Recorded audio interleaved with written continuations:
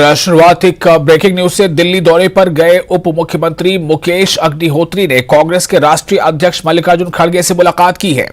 इस मुलाकात में मुकेश अग्निहोत्री ने मल्लिकार्जुन खड़गे से कई मुद्दों पर चर्चा की है।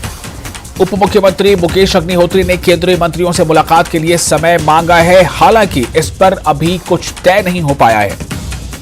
एक बार फिर आपको बता दें कि हिमाचल प्रदेश के उप मुख्यमंत्री मुकेश अग्निहोत्री दिल्ली दौरे पर है। दिल्ली में उन्होंने कांग्रेस के अध्यक्ष मल्लिकार्जुन खड़गे से मुलाकात की है और साथ ही कई केंद्रीय मंत्रियों से भी उनके मिलने की योजना है, लेकिन अभी तक का किसी से मुलाकात की समय अभी तय नहीं हो पाया है। और साथ ही ये भी बताया जा रहा है कि उप मुख्यमंत्री मुकेश अग्निहोत्री ने केंद्रीय मंत्रियों से मुलाकात के लिए समय भी मांगा है, हालांकि इस पर अभी कुछ तय नहीं हो पाया है।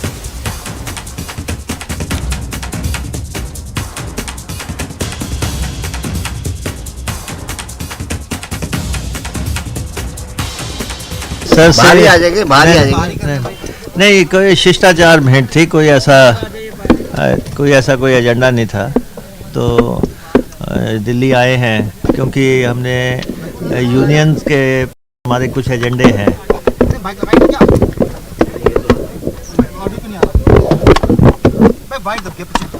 सर और भी कोई चर्चा और भी कोई मुलाकात सर दिल्ली में आप लोग जो जानकारी? नहीं, हमने यूनियन मिनिस्टर से मिलना है क्योंकि हमारे डिपार्टमेंट से जुड़े कुछ इश्यूज हैं। हाँ जी। तो उन मिनिस्टर से मिलना है क्योंकि आज और कल में अब अवेलेबिलिटी नहीं है मिनिस्टर्स की।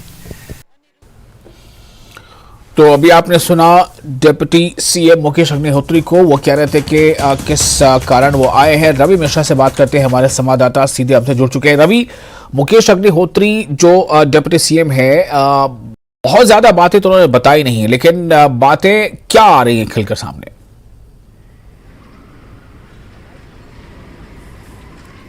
बिल्कुल, देखिए विशाल, हिमाचल के राजनीतिक दृष्टिकोण से देखें तो ये दौरा कुछ अहम दौरा नज़र आ रहा है, क्योंकि कई मुद्दों को लेकर उप मुख्यमंत्री मुकेश अग्निहोत्री दिल्ली पहुंचे हुए हैं। तस्वीरें दिखा के आपको खबर के बारे में ज़रूर बयान करूंगा कि देखिए, इस वक्त मैं हिमाचल भवन के बाहर मौजूद हूं और यहीं पर ठहरे हुए हैं उप मुख्यमंत्री मुकेश अग्निहोत्री। साफ तौर पर उन्होंने बताया कि जिस तरीके से उन्होंने मुलाकात की मल्लिकार्जुन खड़गे से, जो कि कांग्रेस के राष्ट्रीय अध्यक्ष हैं, उन्होंने बताया कि ये मुलाकात शिष्टाचार मुलाकात। सूत्र के मुताबिक जो जानकारी मिल रही है, साफ तौर पर अभी भी जो 3 कैबिनेट मंत्री का पोर्टफोलियो आना अभी बाकी है और उसको लेकर कुछ समय पहले एक पत्र भी वायरल किया गया था कि एक पत्र के माध्यम से उन्होंने अपनी बात रखी है कि 3 जो मंत्री हैं वो उनके खेमे के होने चाहिए। माफ़ कीजिएगा, खेमे शब्द का इस्तेमाल मैं इसलिए कर रहा हूं क्योंकि कांग्रेस में इस वक्त असमंजस की स्थिति है। जो ग्रुपिज्म चल रहा है उसको लेकर ये कहीं ना कहीं खबर निकल कर आ रही है, क्योंकि प्रतिभा सिंह भी अपने तरफ से जो विधायक हैं उनको मंत्री बनाना चाहती हैं, तो वहीं सुखविंदर सिंह सुक्खू भी अपने जो उनके साथ के जो विधायक हैं उनको मंत्रिमंडल देना चाहते हैं। मगर ये बचे हुए 3 नामों में कौन से नामों पर चयन होगा और वो नाम कौन से होंगे वो देखना दिलचस्प होगा। मगर आपको बता दूं कि गहमा गहमी बनी हुई है। वहीं आपको बता दूं कि जो केंद्र मंत्री हैं उनसे भी समय मांगा गया है, मगर अब तक समय की उपलब्धता ना होने के कारण अभी समय नहीं मिला है। जल शक्ति मंत्री गजेंद्र शेखावत से मुलाकात हो सकती है, मगर गजेंद्र शेखावत दिल्ली में मौजूद नहीं है। वहीं बात करें ट्रांसपोर्ट मिनिस्टर नितिन गडकरी के साथ भी समय मांगा गया है, मगर अभी वहां से भी समय को लेकर कोई स्थिति स्पष्ट रूप से क्लियर नहीं हो पाई है, क्योंकि समय अभी नहीं है, मगर समय दिया जाएगा। देखना दिलचस्प होगा, मुद्दों पर बातचीत होती है। जल को लेकर बात हो सकती है, पानी की समस्या को लेकर बात हो सकती है, वहीं ट्रांसपोर्ट को लेकर भी कई अहम मुद्दे हैं, उसको लेकर बातचीत यहाँ पर की जा सकती है। जी क्या लग रहा है रवि, क्या ये दौरा आज पूरा होगा? क्योंकि जैसा उन्होंने बताया है कि अभी समय नहीं मिला, इसका मतलब है कि क्या 1-2 दिन अभी वो रुकेंगे दिल्ली में?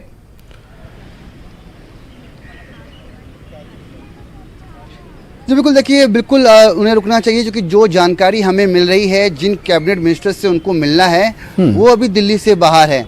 जब वो दिल्ली में हो जाएगी, फिलहाल कैबिनेट मिनिस्टर दिल्ली से बाहर है और इसलिए अभी मुलाकात में थोड़ी देरी आप पकड़ सकते हैं कि देरी हो सकती है, क्योंकि उनके यहाँ पर लौटने के बाद ही समय मिलेगा और मुलाकात संभव हो पाएगी। फिलहाल गजेंद्र शेखावत भी दिल्ली से बाहर है, वो बाहर गए हुए हैं, तो जब वो दिल्ली पहुंचेंगे तभी ये मुलाकात संपन्न हो पाएगी। मगर पानी को लेकर, जैसा कि उनके पास जल मंत्रालय है, ट्रांसपोर्ट मिनिस्ट्री है, तो उसको लेकर अपने कैबिनेट मिनिस्टर से मिल सकते हैं, अपनी बात रख सकते हैं। राज्य के जो मुद्दे हैं, जो आने वाले समय में जो प्रोजेक्ट्स हैं, उनको लेकर बातचीत हो सकती है। जी बहुत शुक्रिया आपका रवि, तमाम जानकारी के लिए। तो मुकेश अग्निहोत्री इन दिनों दिल्ली में हैं, मल्लिकार्जुन खड़गे से मुलाकात हो चुकी है, केंद्रीय मंत्रियों से मुलाकात उन्हें करना है, समय अभी मिला नहीं है।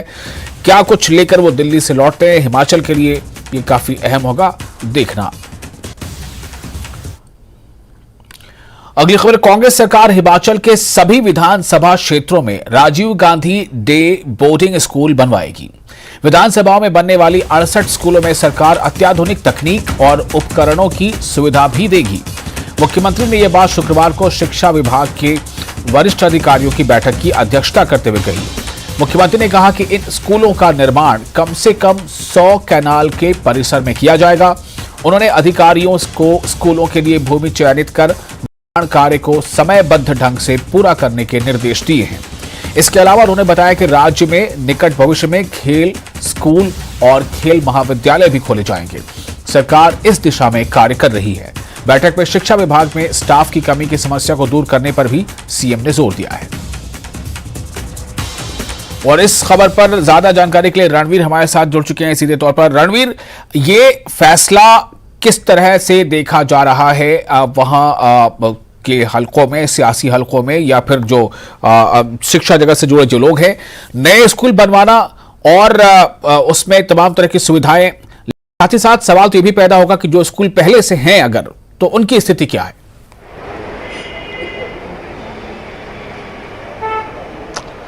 जी हाँ, देखिए यहाँ पर अगर शिक्षा की बात करें तो जब चुनावों के समय कांग्रेस ने जो अपना घोषणा पत्र दिया था, घोषणा पत्र में ये जो एक वायदा किया था कि एक एक विधानसभा क्षेत्र में एक अंग्रेजी मीडियम स्कूल होगा, तो इसको इसी के तहत माना जा रहा है कि जो चुनावी घोषणा की थी कांग्रेस ने, उसी को जो है अमली जामा यहाँ पर पहनाया जा रहा है। और इसी को लेकर ये बैठक जो है आयोजित की गई थी, जिसमें जो है तमाम जो पहलू हैं उन पर चर्चा की गई है। सबसे पहले है भूमि उपलब्ध करवाना, 100 कनाल भूमि जो है काफी ज्यादा है एक स्कूल के लिए, और यहाँ पर किस तरह से अब उसमें बजट प्रोवाइड करना है और कैसे ये स्कूल संचालित होंगी, कैसे जो है इनमें स्टाफ मुहैया करवाया जाएगा, सुविधाओं की तमाम जिक्र जो है इसमें किया गया। लेकिन ये जो है ये माना जा रहा है कि जो कांग्रेस ने अपने चुनावों के दौरान जो वायदे किए थे उसी के तहत ये जो है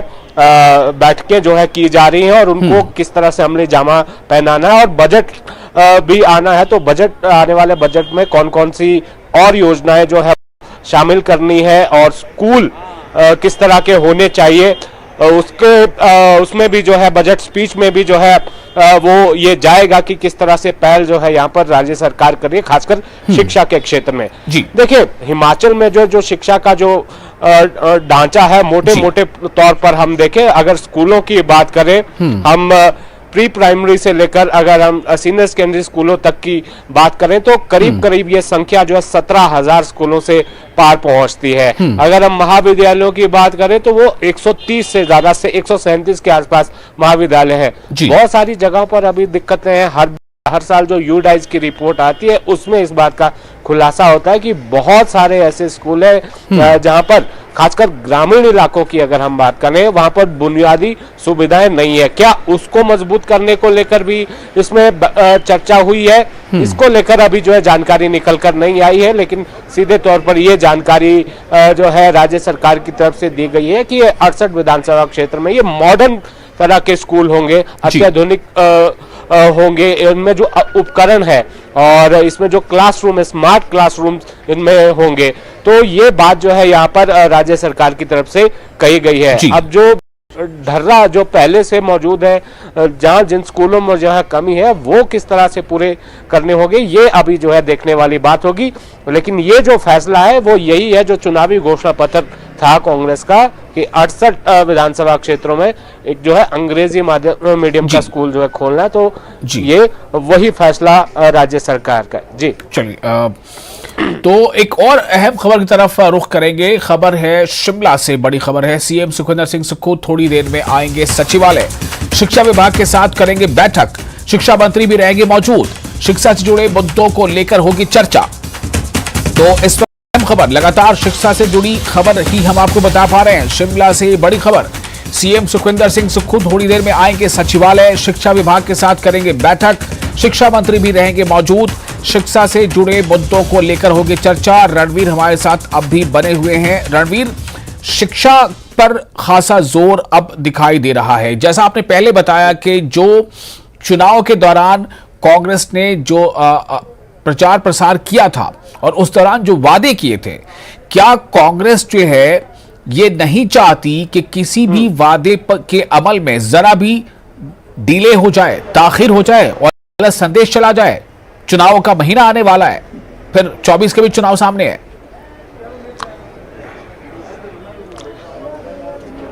जी देखिए, सबसे पहले तो अपडेट इस खबर पर दे दे कि मुख्यमंत्री जो है अभी थोड़ी देर पहले ही यहाँ राज्य सचिवालय पहुंचे हैं जी। कुछ अलग अलग विभागों के साथ उनकी बैठकें भी आज निश्चित है, कुछ डेलीगेशन भी है। तो महत्वपूर्ण बैठक जो है शिक्षा विभाग को लेकर, एक पिछले कल रात को भी बैठक हुई है, देर शाम तक वो बैठक चली है, आज भी ये बैठक होनी है। शिक्षा मंत्री भी इसमें मौजूद रहेंगे, ये जानकारी निकल कर आई है।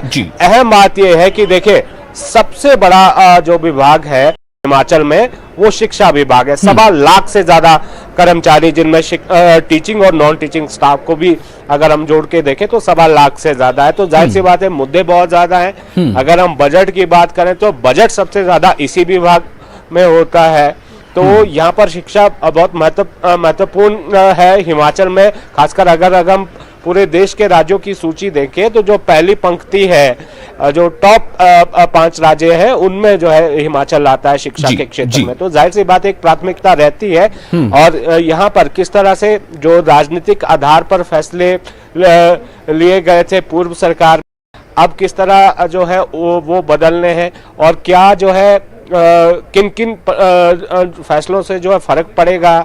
और खासकर देखिए, ट्रांसफर सबसे महत्वपूर्ण एक पहलू है हिमाचल में। तबादला एक बहुत बड़ी जरूरत, जो एक तबादला नीति की बात पिछली सरकार पूरे 5 साल कहती रही, लेकिन एक ट्रांसफर पॉलिसी नहीं ला पाई है। क्योंकि शिक्षा विभाग में ये माना जाता है, देखिए शिक्षा पर कम बात होती है इस विभाग में, ना के बराबर यूं तो मान लीजिए एक्सपेरिमेंट्स जो है बहुत ज्यादा होते हैं, लेकिन जो टीचिंग स्टाफ है, चाहे नॉन टीचिंग स्टाफ है, चाहे दूसरा स्टाफ है, वो सिर्फ बदला बदली का ही खेल जो है इसमें चलता रहता है, ट्रांसफर का खेल जो है इसमें चला रहता है। ये जो जानकारी हम तक पहुंचेगी, आज जो महत्वपूर्ण बैठक होनी है उसमें ये देखा जाएगा कि शिक्षा की जो प्रणाली है हिमाचल में, उसे किस तरह से मजबूत करना है। कहीं ऐसा ना हो कि पिछली काफी सालों से जो हम देखते आ रहे हैं कि ये विभाग जो है केवल ट्रांसफर का विभाग बना हुआ है, शिक्षा की तरफ कोई खास काम नहीं हुआ है। तो इन जो सारे पहलू हैं शिक्षा को लेकर, उन पर जो है महत्वपूर्ण जो है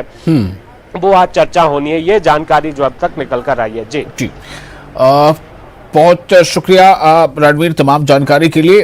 तो मुख्यमंत्री सुक्खू शिक्षा को लेकर एक खास बैठक करने जा रहे हैं और जैसा भी रणवीर बता रहे थे कि तमाम विधानसभा क्षेत्रों में अपने वादे के मुताबिक कांग्रेस ने जो वादा किया था चुनाव के दौरान कि हर विधानसभा क्षेत्र में वो एक अंग्रेजी मीडियम का स्कूल खोलेगी, तो शायद उसी की तरफ ये कदम बढ़ता नजर आ रहा है और जमीन चयनित करने के लिए बाकायदा निर्देश दिए जा चुके हैं और बहुत ही समय के भीतर इसे पूरा करने के लिए भी कहा गया है।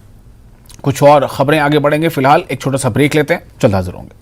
तो एक बार फिर आपका स्वागत है न्यूज़ 18 जम्मू कश्मीर लद्दाख हिमाचल पर। आप देख रहे हैं अपना हिमाचल। हिमाचल प्रदेश के कैबिनेट मंत्री और जनजातीय जिला किन्नौर से विधायक जगत सिंह नेगी ने बड़ा दावा किया है। नेगी का दावा है कि LAC के साथ लगने वाले इलाकों को मजबूत करने के लिए केंद्र की घोषणाओं के लिए बजट नहीं मिला है। जगत सिंह नेगी ने कहा कि चीन की सीमा के साथ लगते गांव में आधारभूत ढांचे और कनेक्टिविटी को मजबूत करने के लिए 2022 के बजट में वाइब्रेंट विलेज योजना का ऐलान किया गया था। वित्तीय वर्ष खत्म होने वाला है, लेकिन इस योजना के नाम पर कोई एक पैसा नहीं आया। कैबिनेट मंत्री ने कहा कि वाइब्रेंट विलेज के तहत किन्नौर के केवल एक गांव कुंचारंग को शामिल किया गया है, जबकि किन्नौर जिले के कल्पा और पूह ब्लॉक के साथ साथ लाहौल स्पीति ब्लॉक के दर्जनों गांव सीमावर्ती इलाके में पड़ते हैं। उन्होंने कहा कि कुछ साल पहले तक बॉर्डर एरिया डेवलपमेंट प्लान के तहत किन्नौर को 30 से 35 करोड़ की राशि मिलती थी और लाहौल स्पीति को 15 से 20 करोड़ रुपए का सालाना बजट मिलता था। लेकिन अब इस प्लान को दरकिनार कर नई योजना लाई गई है और नई योजना के तहत न ही कोई काम हुआ है और न ही कोई बजट मिला है। खासकर जो हमारा जिला किन्नौर है, हमारे 2 ब्लॉक्स हैं, पूर्व ब्लॉक और कल्पा ब्लॉक में, और हमारा स्पीति जो लाहौल स्पीति का ब्लॉक है स्पीति, ये जो है तीनों को जो है बॉर्डर एरिया डेवलपमेंट प्रोग्राम में लिया गया था। और इसका फ़ायदा बहुत हो रहा था हमें, क्योंकि इसमें जो है एक हमें डेडिकेटेड एक बजट जो है सालाना मिलता था, जिसमें करीब 30 से 35 करोड़ रुपए जो है मेरे किन्नौर में, और 15 तक जो है 15 से 20 करोड़ जो है स्पीति के एरिया को मिलता था। परंतु अभी पिछले 3-4 सालों से भारत सरकार ने जो है बीडीपी के कंसेप्ट को जो है एक किस्म से समाप्त ही कर दिया है, और 3-4 सालों से बजट भी नहीं आया। अभी थोड़ा सा बजट जो है बाद में, अभी जो पुराने काम थे उसके लिए आया, बाकी बहुत सारे काम हमारे बीडीपी के आधा अधूरे पड़े हैं। फिर इन आधा अधूरे कामों को पूर्ण करने के लिए कोई बजट नहीं है, और तुरंत इन्होंने जो है एक नई स्कीम इंट्रोड्यूस कर दिया है, बीडीपी को दरकिनारे कर दिया है, और एक वाइब्रेंट विलेज के नाम से इन्होंने जो है स्कीम लाई है भारत सरकार ने। तो अब कितना वाइब्रेंट है अभी देखना रहता है। प्रदेश के स्वास्थ्य मंत्री धनीराम शांडिल्य ने शुक्रवार देर शाम को मां बगलामुखी के दर्शन किए। इस मौके पर पत्रकारों से बातचीत करते हुए उन्होंने कहा कि मां के दरबार में माथा टेकने का मन था। माता ने पुकार सुनी और मां के दरबार में हाजिरी भरी और आशीर्वाद लिया। वहीं शांडिल्य ने कहा कि उनकी प्राथमिकता दूर दराज के क्षेत्रों में स्वास्थ्य सुविधाओं को उपलब्ध करवाना है। उन्होंने कहा कि चाहे जोनल अस्पताल हो, सिविल अस्पताल हो या फिर टांडा मेडिकल कॉलेज, सभी जगह विभागों के विशेषज्ञ जरूर तैनात किए जाएंगे। मां के आशीर्वाद से मेरा मानना है कि हम अपने प्रदेश में लोगों के लिए स्वास्थ्य की जितनी भी सुविधाएं मिलनी चाहिए वो उन्हें मुहैया कराने में सफल होंगे। बहुत से दूर दराज के क्षेत्र हैं जहां पे अभी तक अधोसंरचना का विस्तार नहीं हो पाया है, कभी उन तक सब सुविधाओं को पहुंचाना भी मेरे विभाग का कर्तव्य होगा। और मैं चाहता हूं कि हमारे जितने भी जोनल हॉस्पिटल या सिविल हॉस्पिटल हैं या टांडा मेडिकल कॉलेज हैं, इसमें विभागों के जो विशेषज्ञ हैं वो जरूर तैनात किए जाएं। हमारे विजिलेंस ने नालागढ़ के किरपालपुर में एक पटवारी को रिश्वत लेते हुए रंगे हाथ पकड़ा है। आरोपी पटवारी ने इंतकाल से संबंधित काम के एवज में 6,000 रुपए की रिश्वत की मांग की थी। जैसे ही पटवारी ने रिश्वत के पैसे पकड़े, विजिलेंस की टीम ने उसे धर दबोचा। आरोपी के खिलाफ भ्रष्टाचार निरोधी कानून के तहत मामला दर्ज कर लिया गया है।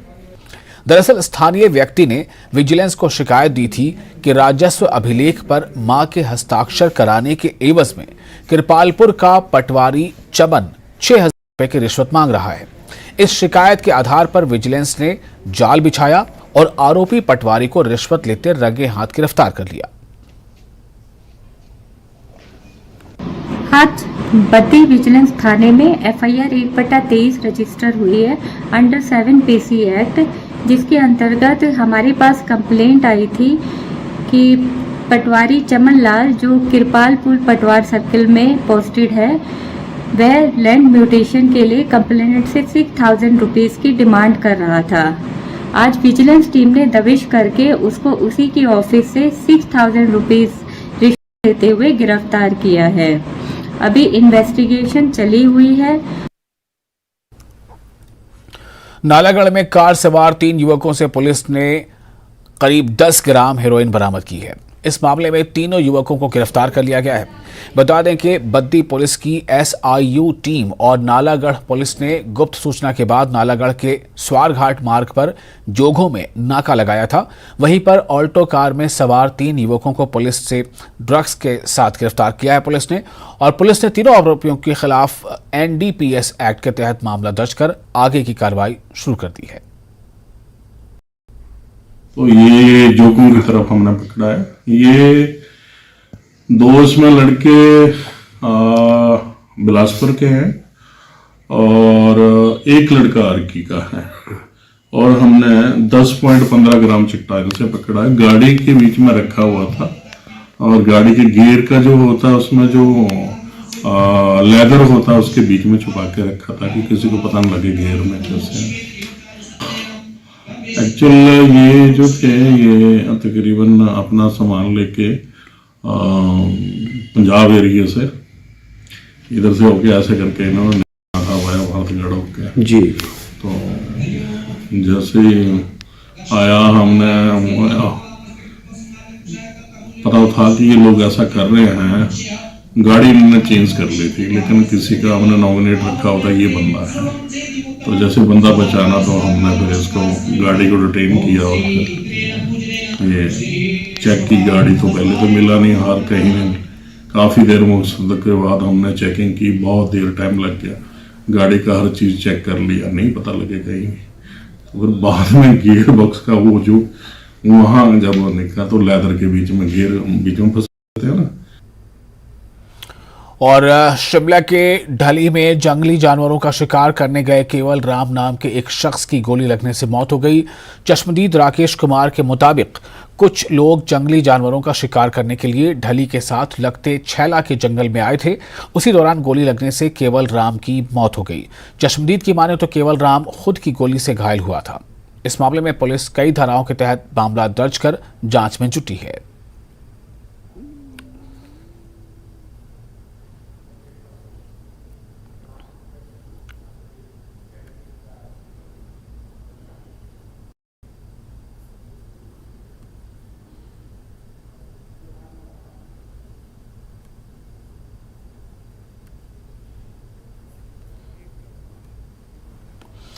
किन्नौर में बर्फबारी थमने के बाद गुनगुनी धूप निकल आई है और यहां 12,000 फीट की ऊंचाई पर नाको झील में स्थानीय बच्चे आइस स्केटिंग का आनंद लेते हुए दिखाई दे रहे हैं।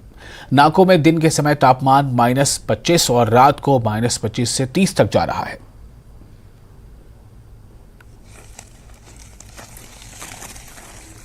बहुत ही बढ़िया। तो ये नजारा है स्नो पर यानी आइस स्केटिंग का, और आप देख सकते हैं किस तरह से बच्चे इस मौसम का भी आनंद ले रहे हैं। दरअसल किन्नौर की ये तस्वीर है। किन्नौर में बर्फबारी थमने के बाद गुनगुनी धूप निकल आई है और यहाँ 12,000 फीट की ऊंचाई पर नाको झील में स्थानीय बच्चे आइस स्केटिंग का आनंद लेते हुए दिखाई दे रहे हैं। चूंकि झील का पानी जो है वो जम चुका है, ये नाको झील है, लेकिन चूंकि पानी जम गया है इसलिए बच्चे उस पर आराम से आइस स्केटिंग का मजा ले रहे हैं। नाको में दिन के समय तापमान -25 और रात को -25 से 30 तक जा रहा है।